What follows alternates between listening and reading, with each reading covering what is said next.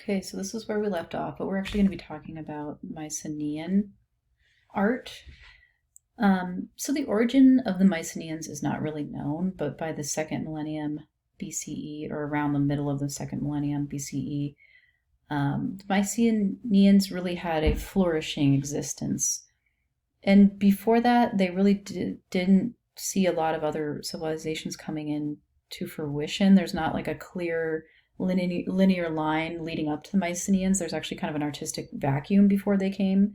So they're thinking that the Mycenaeans were actually mercenaries who fought for the Egyptians, and then they returned home during a certain time, which are with a lot of rich war booty.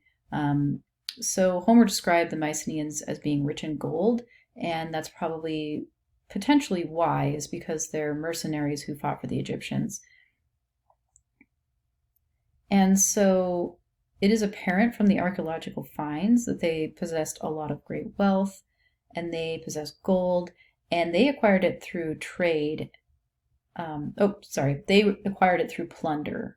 Whereas the Minoans had some gold. The Minoans that we were talking about earlier, they had some gold, but they typically acquired their gold through trade, whereas the Mycenaeans got it through force, with war. Through war and things of that nature. So, architecture. So, our historians refer to this culture on the Greek mainland as Mycenaean. Mycenae was built of several large citadel complexes, and the most impressive one was the Mycenaean remains that are now the citadels at Tiryns and Mycenae. So we'll be talking about Tiryns first. This is the plan of the palace and southern part of the citadel from 1400 to 1200 BCE in Tiryns. You can see the different areas here. So the Mycenaeans were these fearsome warriors, and they really did have a very violent and hostile world that they lived in. And because of this, their palaces were really just heavily fortified citadels. So they had really large walls surrounding their palaces. And this is the plan of the southern part of the citadel at Tiryns, and it's on the Greek mainland, and the walls are legendary. They were huge. Later Greeks really believed that there's no way humans could have made these walls.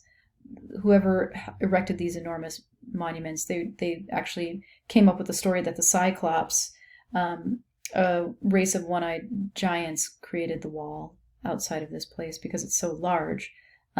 So architectural historians use the term Cyclopean masonry to refer to the huge rough-cut stone blocks that form the massive fortification walls at Tiryns and other Mycenaean sites. So Cyclopean masonry is a word that you're going to hear to describe the giant stones that made the fortification walls in and around the Mycenaean sites, basically. So the engineers at the palace at Tiryns made it so that the would-be attackers would have to follow a long ramp to approach the palace, and this long ramp would force the attackers to kind of expose their sides to the defenders above on either side.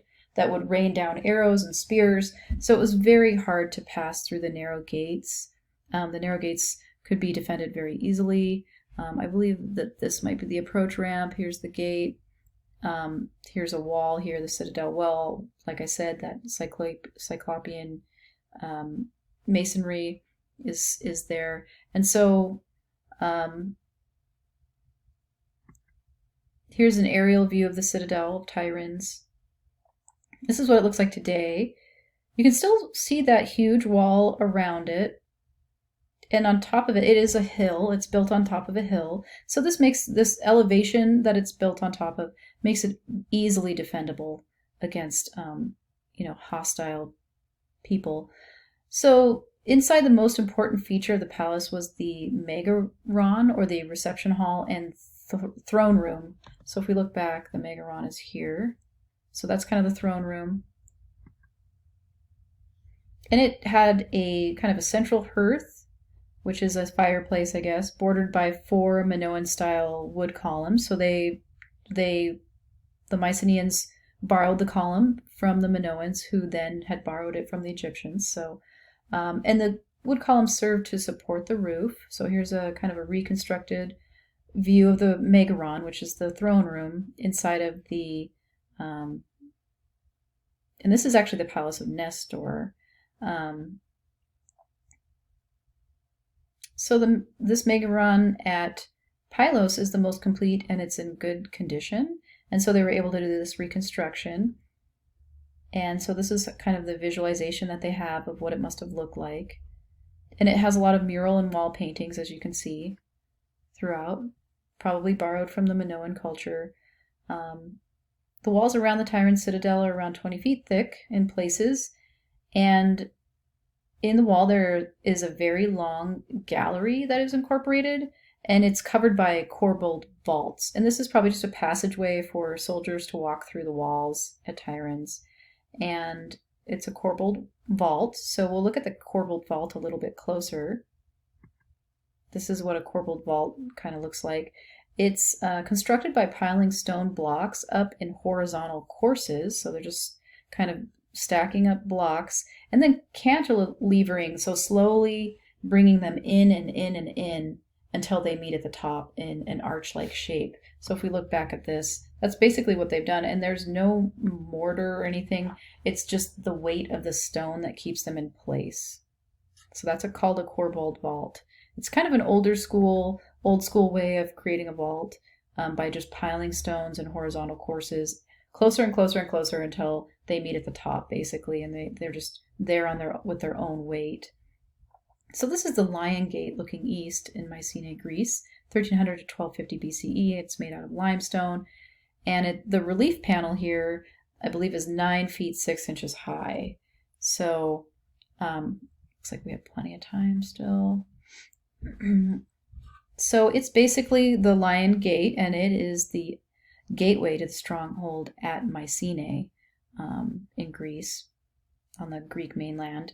So approaching enemies would have to enter this 20-foot wide channel, and then, much like the other citadel that we looked at, there's kind of a wide channel that you'd have to walk through to enter, and on either side there would be defenders above, basically raining down arrows and different spears and things on their enemies if they needed to. I mean, obviously, if you were friendly with them, they wouldn't attack you, but there's a reason why they have kind of this gate with the long, narrow passageway that leads up to it, with tall walls on either side, so that they could, have men up at the top, soldiers at the top, just in case they needed to defend the area.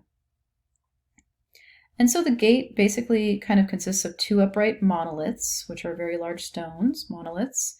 So here we go. These are posts, and then the lintel on the top, which is very large.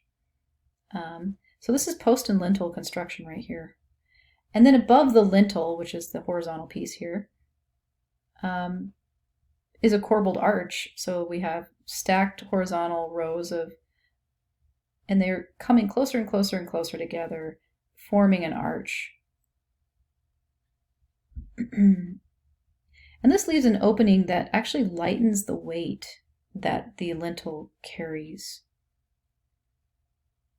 And this is called a relieving triangle. So when they do this above a lintel, it's called a relieving triangle. And this one is actually filled with a great limestone slab of 2 lions. And they're in high relief, and they face a central Minoan-style column. So here's a column here, and then here's the lions on either side.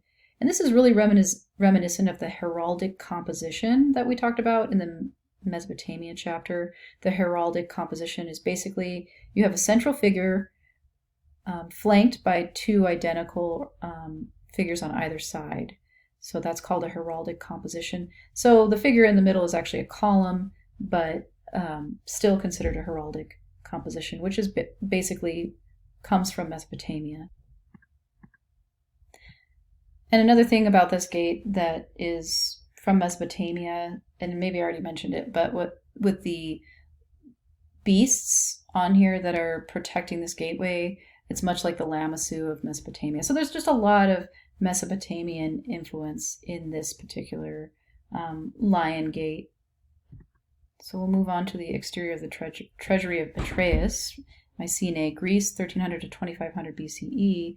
And this is actually an example of a tholos tomb, which is a type of tomb that's shaped kind of like a beehive and then covered with earth, or earth. It's kind of an earthen mound tomb, and it's called a tholos tomb. And so this is the Treasury of Atreus, and it basically has a long passageway or dromos that leads to a doorway, and it actually is surmounted by a relieving triangle, lacking the figural ornamentation that may have once been there, but it's relieving this corbelled vault above this post. Well, actually, it's mostly a lintel. I don't see many posts here, but it just helps to relieve the weight on this lintel, to have this relieving triangle above it. Both the doorway and the relieving triangle once had gauge columns on each side, but only fragments of the columns survive today, so I guess it did used to have columns. So the burial chamber, or tholos, consists of a series of stone corbelled courses laid on a circular base to form a dome. So basically it's just one big corbelled vault, but it's done all the way around 360, so it actually creates a corbelled dome. So just slowly but surely stacking those stones closer and closer and closer together till you make a dome. So this is the interior of the Treasury of Atreus. So it is domed, shaped inside, and they did that with corbelled courses. So it's basically a 3D corbelled arch. So we're going to talk about a little bit of metalwork, sculpture, and painting. So this is Grave Circle A. This is kind of a spectacular area of grave sites that have many grave goods that have been discovered at Mycenae.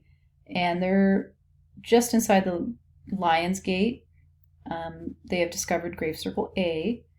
And it actually predates the Lion's Gate by over 3 centuries. So it basically is 6 deep shafts where the tombs of kings and their family are located, in these 6 deep shafts.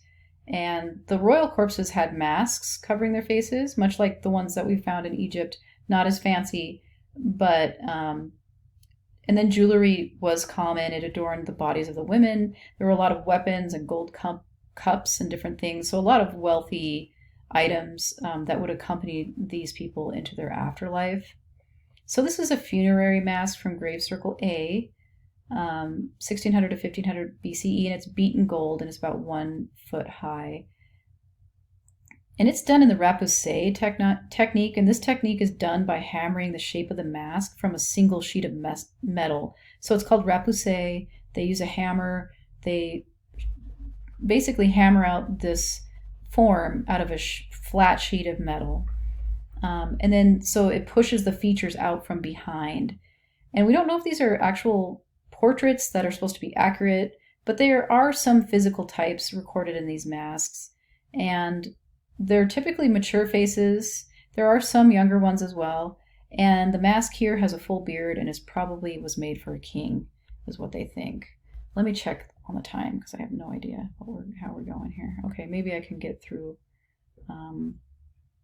the bronze dagger blade that was found. It's inlaid dagger blade with a scene of a lion hunt on it from Grave Circle A, 1600 to 1500 BCE. So bronze inlaid with gold, silver, and niello, which is kind of a black stone, or a black alloy, I guess. It's not a stone, it's a black alloy. And one side of the dagger, one of the larger daggers from Grave Circle A, is pictured here, and 4 hunters attack a lion that has struck down a 5th hunter, and 2 other lions are actually fleeing over here. So the other side shows a lion attacking a deer, and the figures are slim, and their waists are very slim, which is from the Minoan style from their paintings. So we're seeing a little bit of Minoan influence in this piece, but there's also the subject of the hunt is actually from Egypt or Mesopotamia, because there's no lions in Greece at this time. So it's definitely borrowed from from Egypt or Mesopotamia, this whole lion hunt idea. But I think I'm going to end there and start up